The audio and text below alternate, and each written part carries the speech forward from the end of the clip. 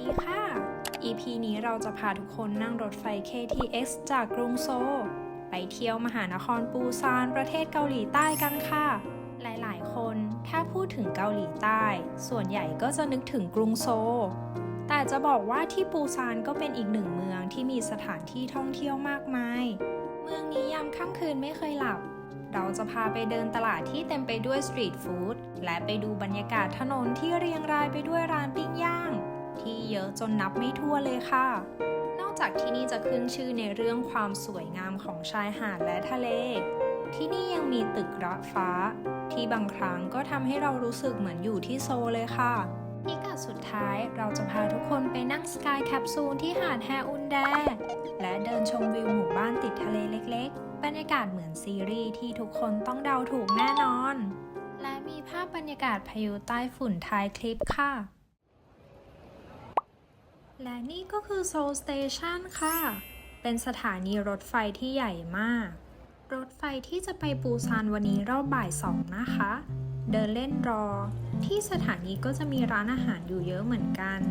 วันนี้คนเยอะนิดนึงเพราะเป็นวันเสาร์พอดีเลย รถไฟที่เราจะนั่งจากโซลไปปูซานวันนี้ เป็นรถไฟความเร็วสูง KTX นะทุกคน จองตั๋วล่วงหน้าจากเว็บไซต์เลยสะดวกมาก เราแปะลิงก์ไว้ให้ด้านล่างนะคะ พอจองเสร็จเรียบร้อยก็จะมี e-ticket ส่งมาให้นะ เราก็แคปหน้าตั๋วไว้ได้เลย ค่าตั๋วสำหรับขาเดียวราคา 89,700 วอนต่อคนนะ และนี่ก็คือบรรยากาศภายในตู้รถไฟของเรานะคะ ค่อนข้างใหม่เลยนะแล้วก็สะอาดมากๆค่ะ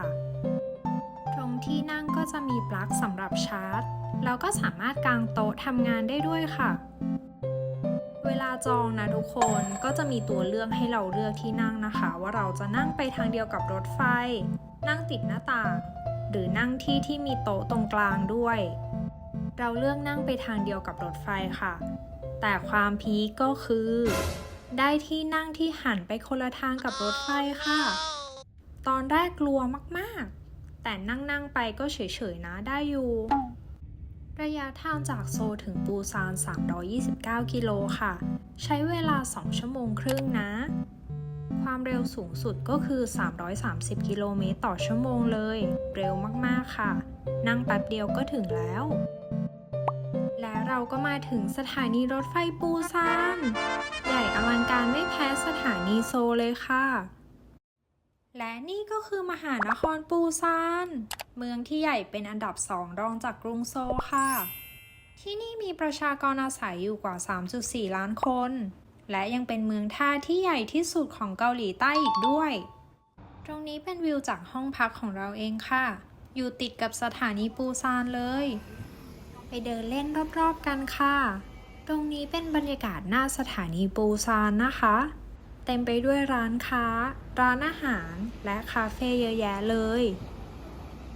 ที่แรกที่จะพาไปก็คือหาดทาแดโพ นั่งรถไฟจากสถานีปูซานสเตชันมาลงที่สถานีทาแดโพบีชเลยค่ะ ถึงแล้วทะเลปูซานที่แรกของเราค่ะ หาดทาแดโพ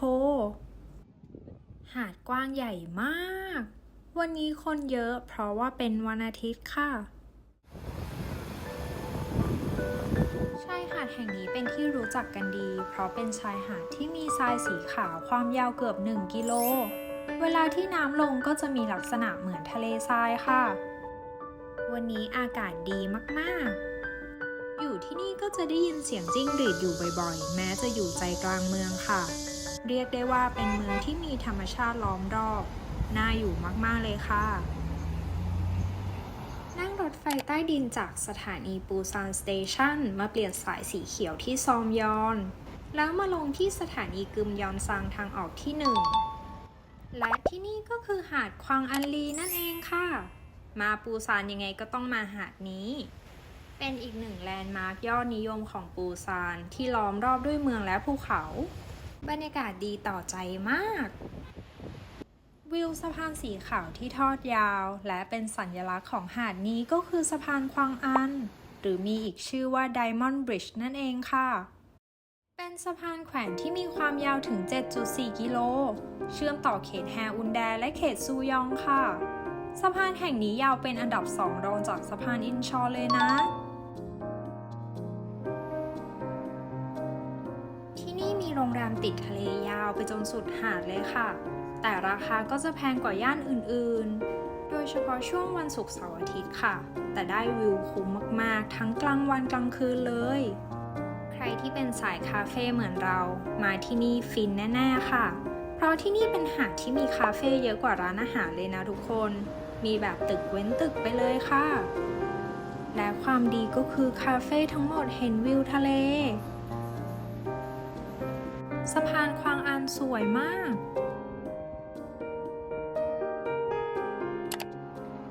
ต่อมาก็คือย่านนัมโพ อยู่ถัดจากปูซานสเตชันมา 2 สถานีค่ะ ถนนช้อปปิ้งแห่งนี้ก็คือนัมโพดงสตรีท บรรยากาศคล้ายๆกับเมียงดงเลย เต็มไปด้วยร้านค้าและคาเฟ่ คนเดินเยอะมากๆ โดยเฉพาะช่วงกลางคืนค่ะ เราจะพาทุกคนไปคาเฟ่ฮอปปิ้งกันค่ะ สาย Specialty ปักหมุดไว้เลยนะ สถานีนัมโพทางออกที่ 3 หรือสามารถเดินทะลุมาจากนัมโพดงสตรีท คาเฟ่ชื่อเนรูดาคอฟฟี่นะทุกคน เป็นคาเฟ่สไตล์แอนทีค มีมุมถ่ายรูปเพียบ ที่นั่งจะมีทั้งหมด 4 ชั้นค่ะ เลือกได้ตามใจเลย เดินลอดสถานีรถไฟใต้ดินจากคาเฟ่มาฝั่งตรงข้าม ก็จะเจอกับตลาดอาหารทะเลแห้งนัมโพ เป็นตลาดดั้งเดิมของเมืองปูซานเลยนะทุกคน เปิดขายมาตั้งแต่ปี 1931 ที่นี่เขาก็จะขายอาหารทะเลแห้งทุกอย่าง ไม่ว่าจะเป็นพวกปลาหมึกแห้ง สาหร่ายทะเลแห้ง แล้วก็มีปลากระตักหรือแองโชวีนั่นเอง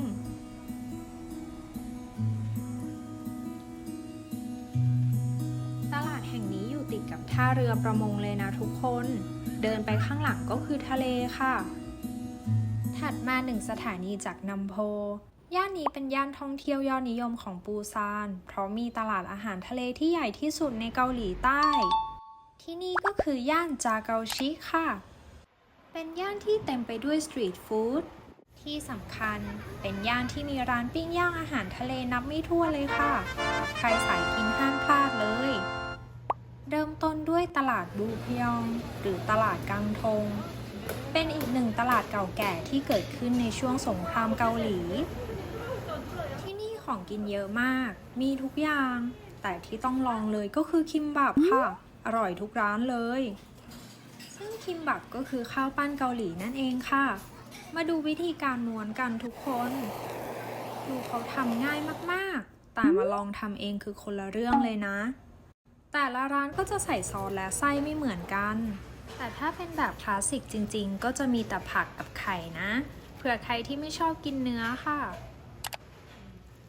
รสชาติคือดี คนไม่กินผักอย่างเรายังชอบเลยค่ะ ส่วนอันนี้เป็นไส้ผัดซอสเผ็ดค่ะ รสชาติจะออกหวานๆ เค็มๆ นะ เหมาะกับการกินแกล้มโซจูมากๆ ถัดจากโซนอาหารเดินมาเรื่อยๆ ก็จะเป็นโซนเสื้อผ้าค่ะ บรรยากาศที่นี่ตอนกลางคืนไม่ต้องพูดถึงเลยค่ะ ถนนตรงนี้ยาวไปจนสุดที่ตลาดจะเป็นร้านปิ้งย่างอาหารทะเล คนเยอะมากโดยเฉพาะวันศุกร์เสาร์เป็นแหล่งสังสรรค์ยามค่ำคืนของคนที่นี่เลยค่ะ ตลาดที่เราเดินเมื่อเช้ากลางคืนก็กลายเป็นถนนคนเดินสตรีทฟู้ดของกินเยอะมาก แล้วคนก็ต่อคิวเยอะแทบทุกร้านเลยค่ะ อันนี้เป็นเหมือนหมูก้อนไส้ชีสเบิร์นไฟนะทุกคน อร่อยมากๆค่ะ ราคา 5,000 วอน ส่วนนี้เป็นเนื้อชุบไข่ทอด รสชาติก็ได้อยู่นะ ราคา 5,000 วอนเท่ากันค่ะ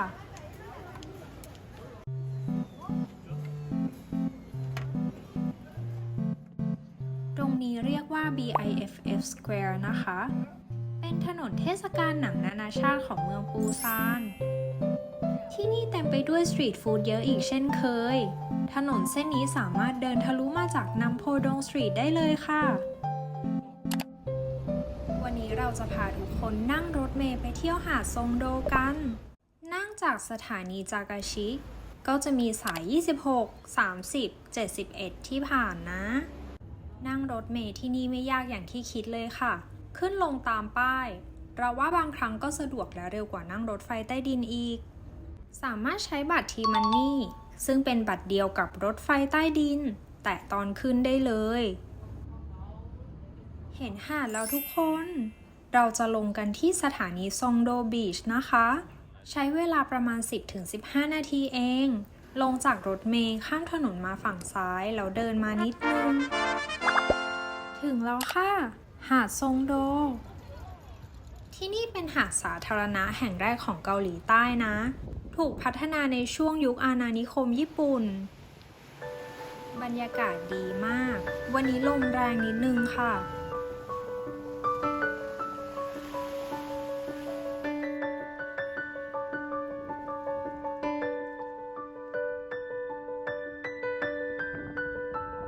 ที่นี่มีกิจกรรมให้ทำเยอะมาก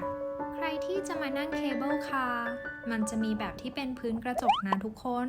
สามารถมองเห็นวิวข้างล่าง ไปกลับคนละ 20,000 วอนค่ะ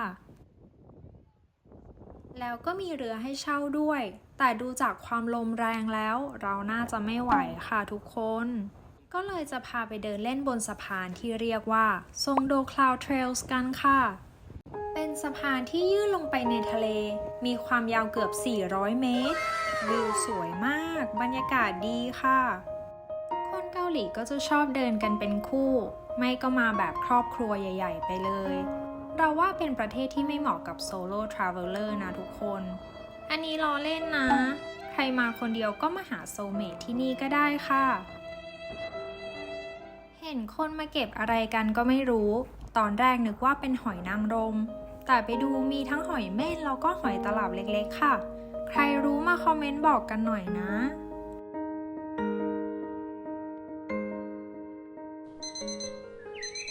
และนี่ก็คือบรรยากาศตอนเช้าที่ย่านควางอัน รอบนี้เราย้ายมาพัก Airbnb แทนโรงแรมค่ะ เป็นคอนโดที่อยู่ติดหาดควางอันลีเลย พิกัดสุดท้ายที่เป็นไฮไลท์ของคลิป เป็นหาดที่มีชื่อเสียงมากที่สุดในประเทศเกาหลีใต้ค่ะ ที่นี่ก็คือสถานีแฮอุนแด ออกจากสถานีใช้ทางออกที่ 3 ก็จะเจอกับลานกว้างๆ หรือที่รู้จักกันว่าจัตุรัสแฮอุนแดค่ะ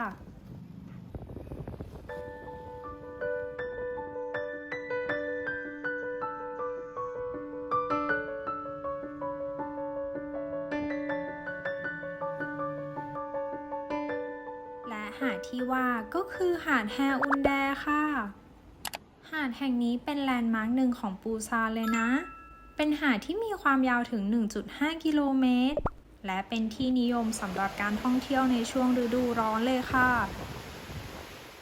ตึก 3 ตึกที่เห็นนี้ก็คือ LCT Tower ค่ะ เป็น skyscraper ที่มีทั้งหมด 101 ชั้น สูงเป็นอันดับ 2 รองจาก Lotte World Tower ที่โซลเลย มาถึงหาดแฮอุนแด ยังไงก็ต้องไปที่นี่ เราจะพาทุกคนไปนั่งรถไฟ Sky Capsule ชมวิวทะเลกันค่ะ และนี่ก็คือ Blue Line Park สถานีมีโพค่ะ ไม่แน่ใจอ่านถูกหรือเปล่านะ อยู่ไม่ไกลจากหาดเดินมาได้เลย รถไฟจะมีให้เลือก 2 แบบก็คือ Sky Capsule ที่เราจะนั่ง แล้วก็แบบ Beach Train ที่เป็นรถไฟขบวนยาวค่ะ สกายแคปซูลขาเดียว 2 คนราคา 30,000 วอนนะ ระยะทาง 2 กิโลเมตร ใช้เวลาประมาณ 20 นาทีค่ะ รถไฟน่ารักมาก ให้ 10 เต็ม 10 ไปเลยค่ะ เรามากันช่วงบ่ายๆเกือบเย็นนะคะ แสงก็จะได้ประมาณนี้นะ รถไฟก็จะไปแบบช้าๆ วิวดีมาก เป็นบรรยากาศที่โรแมนติกสุดๆไปเลยค่ะ ตลอดเส้นทางเราก็จะเห็นทางเดินอยู่ด้านล่างนะคะ ขากลับเราจะเดินกลับกันค่ะ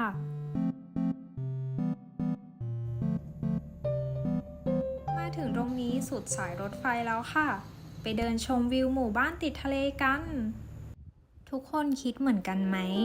แวบแรกที่เห็นก็คือซีรีส์เรื่องโฮมทาวน์ช่าๆเหมือนมาก ซีนหัวหน้าฮงก็ลอยมาเลยค่ะ